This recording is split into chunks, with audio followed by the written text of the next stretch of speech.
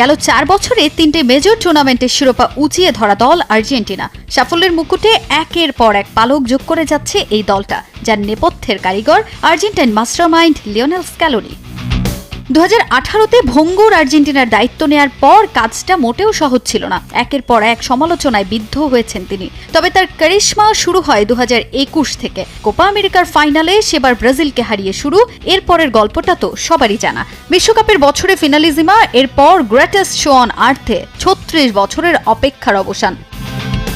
এত সব সাফল্যের পরও ভবিষ্যৎ নিয়ে প্রশ্নের মুখে পড়তে হয় এই বিশ্বকাপ জয়ী কোচকে।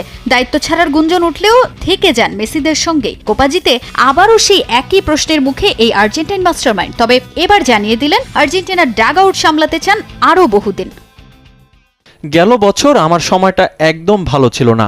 আমি আশা করি সব বাধা উতরে আমাদের এই সাফল্যের পথ চলা অব্যাহত থাকবে।